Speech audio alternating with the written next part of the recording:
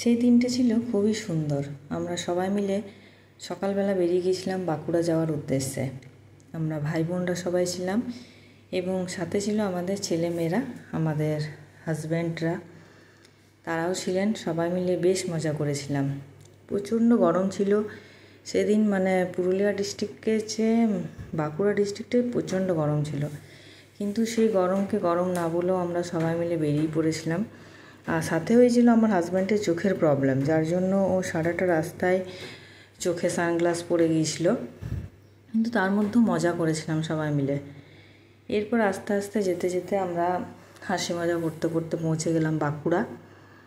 তারপর বাঁকুড়া যেয়ে দেখি ওখানে অনেকটাই অনুষ্ঠান শুরু হয়েছে। এরই মাঝে ট্রেনে এসেছিলেন একজন ভাই, যিনি খুব ভালো গান শুনিয়েছেন, খুব ভালো গলার সুর তার ছিল। তারপর তিনি গান শোনাই চলে গেছেন। তারপর আস্তে আস্তে আমরা বাঁকুড়া পৌঁছে গেলাম।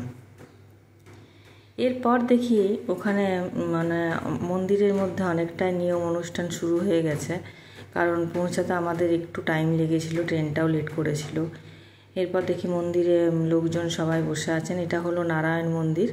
মন্দিরটা খুবই ঠান্ডা, ওখানে পুরো গাছের ছাওয়ায় ভর্তি ছিল, বড় একটা গাছ ছিল। মন্দিরটা খুবই সুন্দর, পরিষ্কার পরিচ্ছন্ন একদম। তারপর আমার বোন এইসব নিয়ম নীতিগুলো করেছে। এদের মাথায় ডালি নিয়ে একটা নিয়ম ছিল, সেগুলো করেছে। এরা আমার বোনের ননদরা সবাই। আমার বোনের অনেকগুলো ননদ, আর বোনরা হচ্ছে গোস্বামী, তাই একদিনেই ওদের সমস্ত কাজটা পেরিয়েছে। ব্রাহ্মণদের এই একটা দিন, বিশেষ দিন, যেদিন ছেলেটার পৈতে হয়, সেদিন বিয়ের থেকেও কিন্তু এই দিনটা খুবই পুঙ্খানুপুঙ্খভাবে সমস্ত রীতিনীতি মেনে, সব কিছু মেনে তবে এই পৈতেটা হয়, সম্পূর্ণ হয়। এরপর আমরা প্যান্ডেলে একটু ঘোরাঘুরি করে ওখানে লস্যি, কোল্ড ড্রিঙ্কস সবাই মিলে খেয়ে একটু বসে আড্ডা গুজব দিয়ে তারপর আমরা এখানে মন্দিরে আরেকবার এসে তারপর বেরিয়ে যাই মন্দির থেকে। মন্দিরে এখানে বেশ ভালোই লাগছিল, ঠান্ডা ছিল, আর সেদিনটা ছিল খুবই গরম। আর বোনদের যেহেতু পুরনো বাড়িতে হয় পৈতেটা, তাই সেখানে এসি কিছু ব্যবস্থা ছিল না। ওদের পুরনো বাড়িটা প্রচণ্ড গরম, তাই আমাদেরকে দিয়েছিল অন্য একটা বাড়ি যেখানে আমরা ছিলাম। এখানে বোনরা কিছুটা সেলফি তুললো, ছবি তুললো, আমিও কয়েকটা তুললাম, বোন ওর ছেলের সাথে, ওর হাজব্যান্ডের সাথে। এটা আমার বড় মামার মেয়ে, বড় মামার মেয়েও ছেলের সাথে ছবি তুললো, কারণ যেহেতু ওর পৈতা, তাই ওকে একটু সেলিব্রিটি ফিল করানোটাও দরকার। এরপর খাবার প্যান্ডেলে এলাম। খাবার প্যান্ডেলে মেনু তো খুবই সুন্দর করেছিল, অনেক রকমের মাছ করেছিল। প্যান্ডেলটাও খুব সুন্দর হয়েছিল, যদিও একটু গরম ছিল, কিন্তু খাওয়া দাওয়া খুব পারফেক্ট ছিল। এখানে প্রথমে দিয়েছিল আমাদের দই বড়া।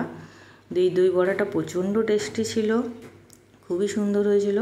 আর আমি যতক্ষণ খাচ্ছিলাম, আমার মেয়ে এখানে খুব মাতামাতি করলো প্রীতি দিদির সাথে। এটা প্রীতি এর নাম, খুবই ভালো মেয়ে, আমার বড় মামার ভাগ্নি হয়, তো বড় মামার মেয়ের ভাগ্নি। খুব মজা করেছে আমার মেয়ে ওর সাথে, ও একটুও বোরিং হতে দেয়নি। তারপর এখানে দুই দিদি মিলে একটু সেলফি তুলেছে, ওরাও ছবি তুলতে খুব ভালোবাসে আমার মতো। তারপর ফেরার পালা। এই যে এবার বাঁকুড়া স্টেশনে আমার দিদি দাঁড়িয়ে আছে, এবার আমরা ট্রেন ধরতে যাচ্ছি, প্ল্যাটফর্মের উপর দাঁড়িয়ে আছে। তারপর ট্রেনেও প্রচণ্ড মজা করেছি, হাসাহাসি, একে তাকে ভিডিও কল করে মজা করা, খুব আনন্দ করে ফিরেছি আমরা। এই সারাদিনের ব্লগটা দেখালাম, কয়েকদিন আগে ছিল এটা, আমি পোস্ট করতে পারিনি। আপনাদের কেমন লাগলো আমার এই ব্লগটি অতি অবশ্যই জানাবেন, আর সবাই ভালো থাকবেন, সুস্থ থাকবেন। আজকের মতো